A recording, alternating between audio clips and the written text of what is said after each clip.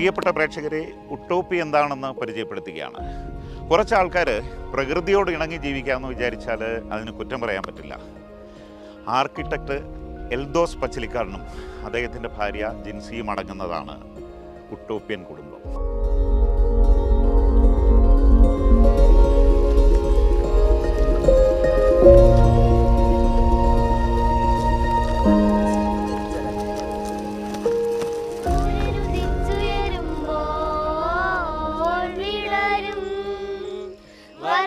ചിറകുകൾ വീശി പുറത്തു വന്നു അഴകു തുടിക്കും പൂമ്പാറ്റത്തളിരായി വിടർന്നു വിലസം പനിനീർ പൂവിൽ പറന്നു പറ്റിയിരുന്നു. ഞാൻ എൽദോ പച്ചിലക്കാടൻ, ഇത് എൻ്റെ പാർട്ണർ ബിൻസി. ഞങ്ങൾ ശരിക്കും കൂത്താട്ടുകുളംകാരാണ്. കൂത്താട്ടുകുളത്താണ് ജനിച്ചും വളർന്നതൊക്കെ. 2016 ഇവിടെ സ്ഥലം മേടിച്ച് ഞങ്ങളുടെ ഒരു ചെറിയ ലോകം സൃഷ്ടിക്കാനുള്ളൊരു ശ്രമം 2016 തൊട്ട് ആരംഭിച്ചതാണ്. ഉട്ടോപ്യ സസ്റ്റൈനബിൾ സൊസൈറ്റി എന്നുള്ള പേരിൽ ഒരു NGO ആയിട്ട് രജിസ്റ്റർ ചെയ്താണ് ഞങ്ങൾ മുന്നോട്ട് പോയിക്കൊണ്ടിരിക്കുന്നത്. മനുഷ്യൻ്റെ അടിസ്ഥാന യൂണിറ്റ് ഒരു ഫാമിലി എന്നുള്ള നിലയിലാണ് നമ്മളിപ്പോൾ മുന്നോട്ട് പോകുന്നത്. അതിൽ നിന്ന് വ്യത്യസ്തമായിട്ട് ഒരു കമ്മ്യൂണിറ്റി ആയിരിക്കണം മനുഷ്യൻ്റെ അടിസ്ഥാന യൂണിറ്റ് എന്നുള്ളൊരു കോൺസെപ്റ്റിലാണ് ഞങ്ങൾ ഇവിടെ കാര്യങ്ങൾ ഉട്ടോപ്യ മുന്നോട്ട് വയ്ക്കുന്ന ആശയം അതാണ്.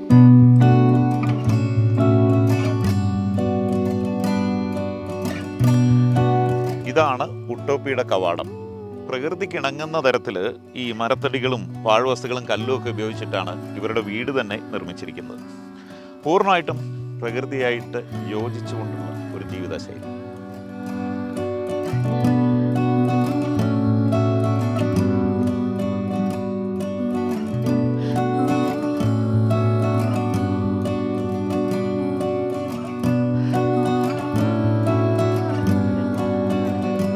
ഉട്ടോപ്യ പ്രധാനമായിട്ടും 4 മേഖലകളിലാണ് വർക്ക് ചെയ്യുന്നത്. അതിൽ വളരെ ഇമ്പോർട്ടൻ്റ് ആയിട്ടുള്ളൊരു മേഖലയാണ് പാർപ്പിടങ്ങൾ, നമ്മുടെ വാസയോഗ്യമായിട്ടുള്ള സ്ഥലങ്ങൾ ഉണ്ടാക്കുക എന്നുള്ളത്. വാസയോഗ്യങ്ങൾ എന്നുള്ള ഞാൻ ആ വാക്ക് ഉപയോഗിക്കാനുള്ള കാരണം ചുറ്റുവട്ടങ്ങളിൽ നിന്ന് കിട്ടുന്ന കൺസ്ട്രക്ഷൻ ഉപയോഗിക്കാൻ പറ്റും, നമുക്ക് വീടുകൾ നിർമ്മിക്കാൻ ഉപയോഗിക്കാൻ പറ്റുന്ന മെറ്റീരിയൽസ് കളക്ട് ചെയ്ത് അത് വെച്ചിട്ട് കംഫർട്ടബിളായിട്ട് താമസിക്കാൻ പറ്റുന്ന സ്പേസുകൾ ഉണ്ടാക്കുക എന്നുള്ളതാണ്. അപ്പോൾ അത്തരത്തിലുള്ള സ്പേസുകൾ ഉണ്ടാക്കാനായിട്ട് ഞങ്ങൾ ആൾക്കാരെ സഹായിക്കുന്നുണ്ട്.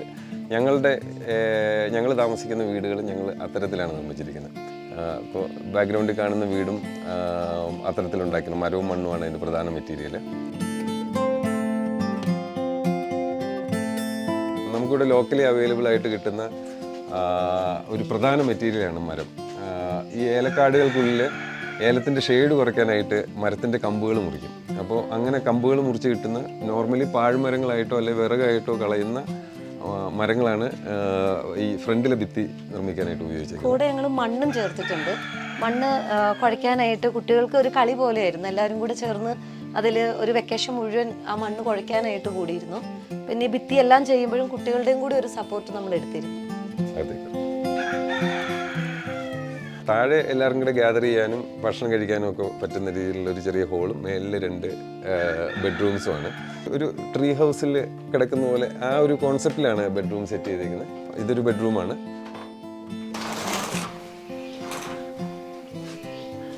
ഇവിടെ നമുക്കൊരു 6 പേർക്ക് വരെ വളരെ കംഫർട്ടബിൾ ആയിട്ട് കിടക്കാൻ സാധിക്കും. കുട്ടികളൊക്കെ ആകുമ്പോഴത്തേക്കും 10 കുട്ടികൾ വരെ ഇവിടെ കിടക്കുന്ന സമയമുണ്ട്. ഭയങ്കര ഇതിൻ്റെ ബാക്കിലേക്കൊരു ബാൽക്കണി സ്പേസും ഉണ്ട്. പുറത്തേക്ക് നമുക്ക് ഇറങ്ങി പോകാനും വളരെ ഈസിയാണ്. ഇവിടം ആക്ച്വലി കുട്ടികളുടെ ലൈബ്രറിയാണ്. അത് ബാലരമ തൊട്ടുള്ള കളക്ഷൻസ് ഞങ്ങളുടെ കയ്യിലുണ്ട്. ഇവരെല്ലാവരും തന്നെ വായിക്കാൻ ഇഷ്ടമാണ്. എല്ലാ ടൈപ്പ് ബുക്സ്. ഇപ്പോൾ ബർത്ത്ഡേ ഒക്കെ വരുമ്പോൾ അവർ കൂടുതലും ഡിമാൻഡ് ചെയ്യുന്നത് ബുക്സ് വേണം എന്നാണ്. അപ്പോൾ ഇവർ മാത്രമല്ല, ഇവിടെ എത്തുന്ന കുട്ടികളും കൂടെ ഇരുന്ന് വായിക്കാനും ഒരു വായനയുടെ ഒരു രസം, അവർ വായിക്കുന്ന ബുക്സിനെ കുറിച്ച് സംസാരിക്കാനും ഒക്കെ ഒരു സന്തോഷമാണ് എല്ലാവർക്കും.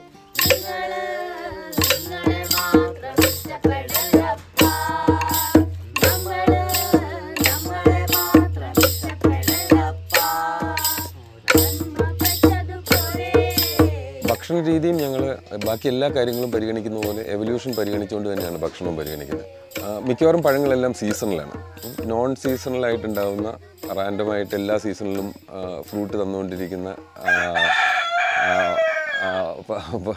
കോഴി ഇതിനിടയ്ക്ക് എന്തോ സംസാരിക്കുന്നുണ്ട്.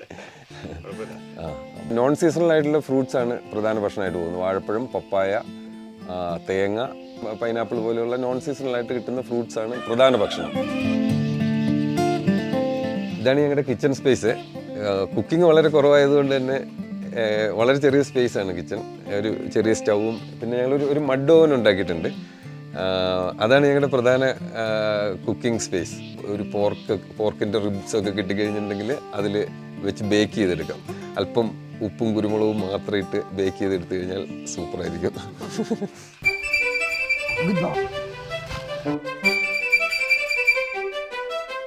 ഇത് ജൂട്ട്. ഇവൾക്ക് കഴിക്കുന്നതിനേക്കാളും ഇഷ്ടം കളിയാണ്. ഇപ്പം എന്തോ ക്ഷീണം തട്ടി ഉറങ്ങുവാണ്. ആടുകൾ അല്ലു എന്ന് പറയുന്ന ഒരെണ്ണമുണ്ട്. അതിൻ്റെ ഫുൾ ഫോം ഞങ്ങൾ ഇട്ടേക്കുന്നത് അല്ലു അർജുൻ എന്നാണ്. അപ്പോൾ ഇതാണ് നമ്മുടെ പ്രാവും കുട്ടി. പ്രാവെന്ന് പേരേ ഉള്ളൂ, ഇതൊരു കോഴിയാണ്. ഇവിടെയാണ് ഞങ്ങൾക്ക് ഏറ്റവും കൂടുതൽ മുട്ടയിടാൻ ഇഷ്ടം. ഇവിടെ ചില സമയങ്ങളിൽ കൂട്ടിക്കിടക്കുന്ന കോഴികളെ വളയ്ക്കാൻ ചെല്ലാറുമുണ്ട്. ഞങ്ങളിവിടെ സ്വർഗമേടെന്ന് വിളിക്കുന്നത് തന്നെ ഒരു സ്വർഗം പോലെയാണ്. അത് ഞങ്ങൾ വരുന്നതിന് മുമ്പ് ഈ പേരുണ്ടായിരുന്നു, പക്ഷേ ഈ സ്ഥലത്തിന് പറ്റിയ പേരാണ്.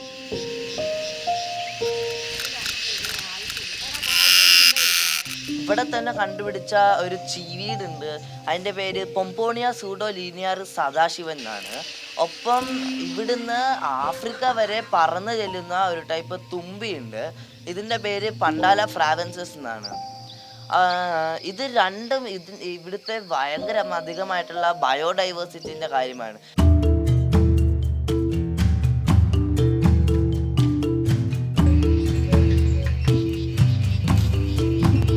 ഫുഡ് ഫോറസ്റ്റ്, ഭക്ഷണവും കാടും. ആവശ്യമുള്ള സാധനങ്ങളൊക്കെ ഇവിടെ നിന്ന് ഓർഗാനിക് രീതിയിൽ ഉൽപ്പാദിപ്പിക്കുക, ആവശ്യമുള്ളവ ഭക്ഷിക്കുക. ഇതാണ് ഉട്ടോപ്പിയിലെ കൃഷിരീതി. ഈ കൃഷിരീതി എങ്ങനെയാണ് നിങ്ങളുടെ? നമുക്ക് ഭക്ഷിക്കാൻ പറ്റുന്ന പലതരത്തിലുള്ള ഭക്ഷണ പദാർത്ഥങ്ങൾ ഉണ്ടാകുന്ന ഒരു ഫോറസ്റ്റാണ്. വിവിധ തരത്തിലുള്ള വാഴ, അവക്കാഡോ, ചാമ്പയ്ക്ക, തെങ്ങ്, മാവ്, പ്ലാവ്, റംബുട്ടാൻ, മാംഗോസ്റ്റീൻ എല്ലാം ഉണ്ട്. എല്ലാം അതിൻ്റെതായ സീസണിൽ ഫ്രൂട്ട് ചെയ്ത് തുടങ്ങിയിട്ടുണ്ട്. ഈ കുറച്ച് വർഷം കഴിയുമ്പോൾ ഈ 20 ഏക്കറും 20 ഏക്കറും അതാണ് ഞങ്ങളുടെ ഒരു പ്ലാൻ. അതാണ് 20 ഏക്കറും ഒരു ഫുഡ് ഫോറസ്റ്റ് ആയി മാറുന്നു. ഫ്രൂട്ട് നമ്മൾ പുറത്തു പോകും, ഫുഡ് ഇവിടെ തന്നെ സസ്റ്റൈനബിൾ ആയിട്ട് നമുക്ക് ഫുഡ് ഉണ്ടായി. നമ്മൾ പരീക്ഷണാടിസ്ഥാനത്തിൽ ചെയ്തിരിക്കുന്ന ഒരു ഏലകൃഷിയാണ്. പരീക്ഷണം എന്താണെന്ന് ചോദിച്ചു കഴിഞ്ഞിട്ടുണ്ടെങ്കിൽ ഇതിനകത്ത് ഓർഗാനിക് വിഷം പോലും അടിക്കുന്നില്ല. ഓർഗാനിക് വിഷവും ഇല്ല, രാസവിഷവും ഇല്ല. വൈൽഡായിട്ട് ഏലക്ക വിളവെടുക്കുകയാണ്. പക്ഷെ ഞങ്ങൾക്ക് നോർമലി കൺവെൻഷനലായിട്ട് കൃഷി ചെയ്യുന്നതിൻ്റെ ഒരു 3 ഇരട്ടിയോളം വില കിട്ടുന്നുണ്ട്. എന്ന് മാത്രമല്ല ഈ ഏലത്തിൻ്റെ ഇടയിൽ നമുക്കിപ്പോൾ വേറെ മരുന്നുകളോ വിഷമൊന്നും ചേർക്കാത്തത് കൊണ്ട് തന്നെ മറ്റ് പച്ചക്കറികളോ ഇടവിളകളോ ഒക്കെ നമുക്ക് ഇതിനകത്ത് ചെയ്യാം. അത് നമുക്ക് കഴിക്കുകയും ചെയ്യാം, ധൈര്യമായിട്ട് കഴിക്കുകയും ചെയ്യാം. ഇതാണ് അപ്പോൾ സ്വർഗമേടിലത്തെ പൈനാപ്പിൾസ്. ഇതിന് ഭയങ്കര മധുരമാണ്. എനിക്കിത് ഒത്തിരി ഇഷ്ടം. ബിൻസി, നമ്മളിവിടെ വരുമ്പോൾ വെള്ളം പോലും ഇല്ലായിരുന്ന സ്ഥലമാണ്. വളരെ കുറച്ച് വർഷങ്ങൾ കൊണ്ട് നമ്മൾ ചെടികളൊക്കെ നട്ട് ഇപ്പോൾ നമ്മുടെ മാവൊക്കെ പൂത്ത് തുടങ്ങി, ചക്കയൊക്കെ കാഴ്ച തുടങ്ങി. നമുക്ക് 4 മക്കളുണ്ട്. ഇപ്പോൾ കമ്മ്യൂണിറ്റി മെമ്പേഴ്സ് ഉണ്ട്. ഇനി നമ്മുടെ സമയമാണ്. ഇനി നമ്മുടെ സ്വപ്നങ്ങൾ പൂവൺ ചെയ്യുന്ന സമയമാണ്. നമുക്കത് നമ്മുടെ മക്കൾ മാത്രമാവാതെ നമ്മുടെ നാട്ടിലുള്ള കുഞ്ഞുങ്ങൾക്കും കൂടെ ഒരു നല്ല ജീവിതം എങ്ങനെയെന്നുള്ളതും അവരെ നമുക്ക് പറ്റണ പോലെ അതിൽ വളർത്തിയെടുത്തുകൊണ്ട് വരാൻ പറ്റണം. നമ്മൾ നമ്മുടെ സ്വപ്നത്തിലേക്ക് എത്തിക്കൊണ്ടിരിക്കുകയാണ് അല്ലേ? അതെ.